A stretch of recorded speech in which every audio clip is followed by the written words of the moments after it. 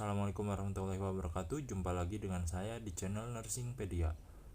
Jumpa lagi, kita pada kesempatan kali ini akan kembali membahas latihan soal-soal kompetensi teknis perawat untuk persiapan menghadapi seleksi P3K perawat yang akan diadakan di tahun ini. Bagi teman-teman yang baru aja gabung di channel ini, jangan lupa subscribe dan nyalakan tombol loncengnya untuk mendapatkan notifikasi update video dari channel ini. Baiklah, langsung saja kita ke pembahasan soal.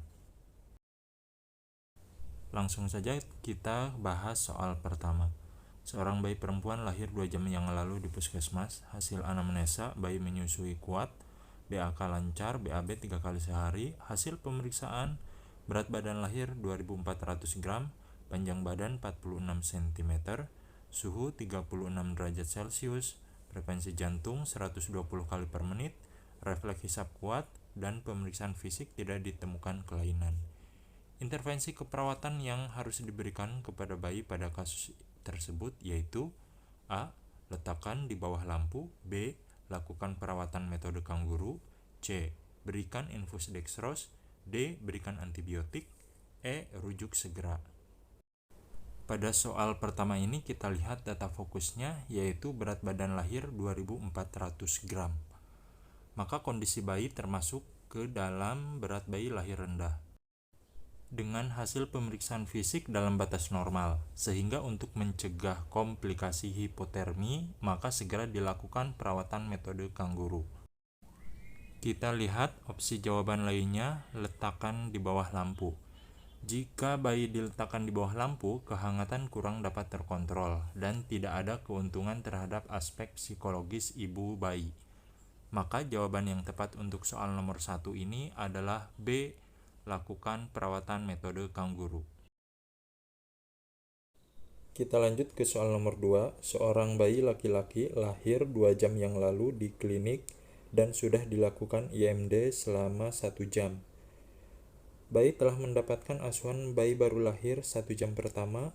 Hasil pemeriksaan, berat bayi 3.500 gram, panjang badan 55 cm, frekuensi jantung 110 kali per menit, suhu 37 derajat Celcius, gerak aktif, tonus otot baik. Prioritas perencanaan selanjutnya apakah yang paling tepat pada kasus tersebut? A. Pemeriksaan fisik bayi. B. Lakukan pengukuran antropometri. C. Berikan identitas pada bayi. D. Berikan suntikan vitamin K. E. Menyuntikan imunisasi HB0. Kita bahas soal nomor 2 ini. Kita lihat data fokusnya yaitu bayi ini telah mendapatkan asuhan bayi baru lahir 1 jam pertama. Maka prosedur penata laksanaan bayi baru lahir setelah dilakukan IMD selesai dan sudah memenuhi usia 1 jam, maka asuhan selanjutnya adalah pemeriksaan fisik dan antropometri, pemberian vitamin K, dan tetes mata. Maka opsi A, pemeriksaan fisik bayi, opsi B, melakukan pengukuran antropometri, dan opsi D, memberikan suntikan vitamin K, itu telah dilakukan. Maka setelah itu yang harus dilakukan yaitu memberikan imunisasi HB0. Karena penyuntikan imunisasi HB0 itu dilakukan 1 jam setelah pemberian vitamin K. Maka jawaban yang tepat untuk soal nomor 2 ini adalah E. Menyuntikan imunisasi HB0. Kita lanjut ke soal nomor 3. Seorang perawat melakukan pengkajian pada bayi perempuan umur 3 hari. Hasil anamnesa, bayi menyusu kuat, ASI eksklusif, BAK lancar, dan BAB 3 kali sehari. Hasil pemeriksaan, KU baik, nadi 120 kali per menit, respirasi 36 kali per menit, suhu 36,7 derajat Celcius. Tali pusat masih basah, lengket, dan tampak kotor. Tindakan apakah yang paling tepat sesuai kasus tersebut? A. Merujuk ke rumah sakit. B. Kolaborasi dengan dokter. C. Pendidikan kesehatan tentang perawatan tali pusat. D. Memberikan nasihat kepada keluarga. E. Memberikan pengobatan salep antibiotik. Pada kasus nomor 3 ini kita lihat data fokusnya yaitu tali pusat masih basah, lengket, dan tampak kotor. Maka jawaban yang tepat pada kasus ini yaitu melakukan pendidikan kesehatan perawatan tali pusat. Karena jika tidak segera diberikan intervensi ini, maka komplikasi lebih lanjut dapat terjadi. Maka jawaban yang tepat untuk soal nomor 3 ini adalah C, pendidikan kesehatan tentang perawatan tali pusat. Selanjutnya soal nomor 4. Nyonya A, 27 tahun, G3P2A0, hamil 12 minggu datang ke puskesmas mengeluh nafsu makan menurun, mual muntah di pagi hari, dan merasakan pusing yang berkunang-kunang. Hasil pemeriksaan tekanan darah 90/60, nadi 82 kali per menit, pernapasan 20 kali per menit, suhu 36,5 derajat Celcius, konjungtiva pucat, TFU balot teman.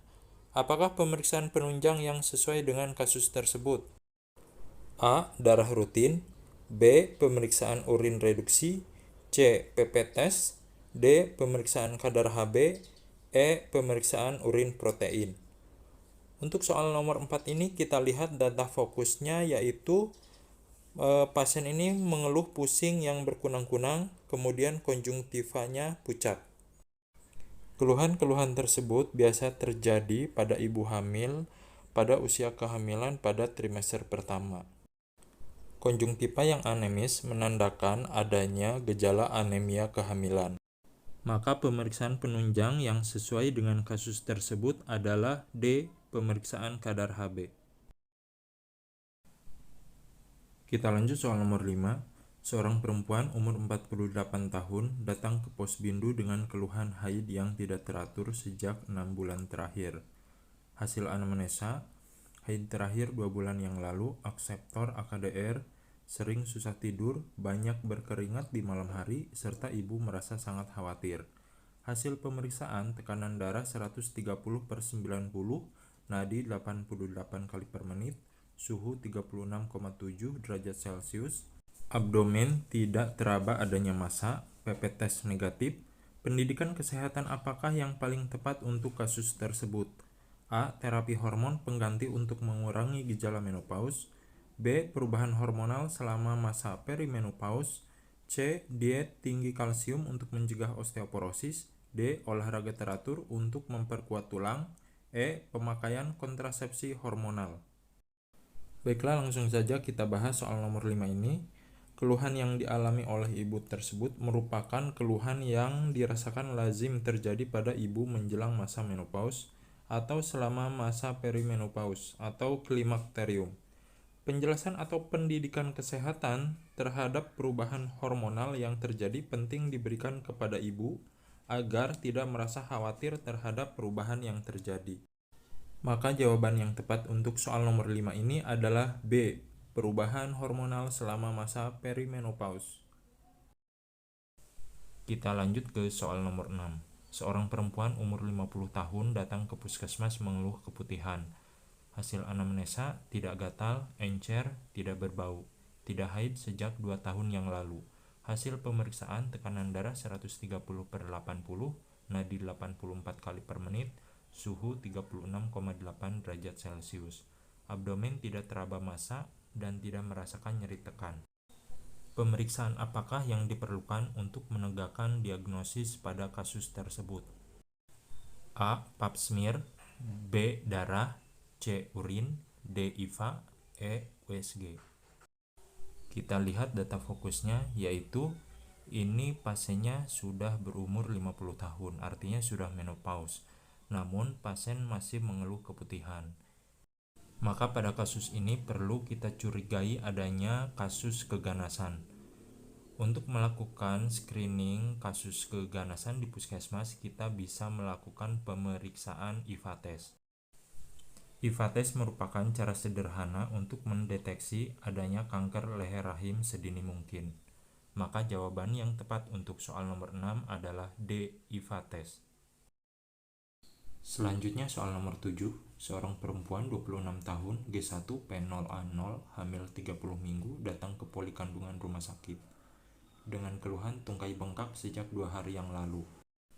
Hasil anamnesa tidak ada keluhan pusing. Hasil pemeriksaan tekanan darah 110/80, nadi 80 kali per menit, respirasi 20 kali per menit, suhu 36,6 derajat Celcius, TFU 28 cm, DJJ 148 kali per menit, protein urin positif. Anjuran apa yang tepat diberikan pada kasus tersebut? A. Tungkai ditinggikan saat tidur. B. Tidur dengan posisi semi-fowler. C. Tidur menggunakan kasur yang lunak.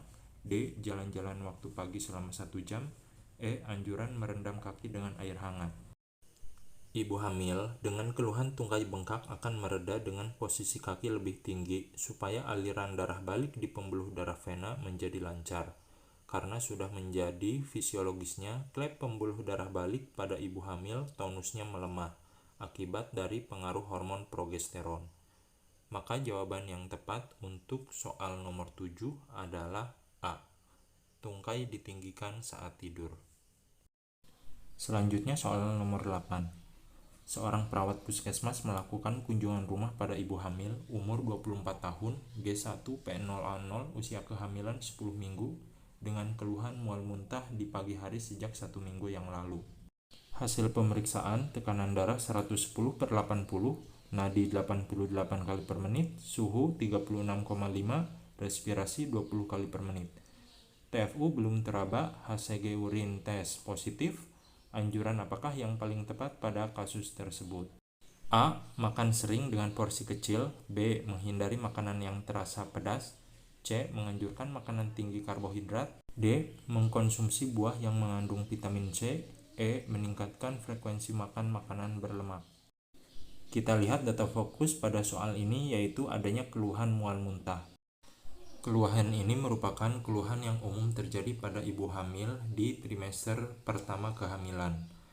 Maka anjuran yang dapat kita berikan pada ibu hamil yaitu makan sering dengan porsi kecil, agar nutrisi ibu hamil tetap bisa terpenuhi pada trimester awal kehamilannya.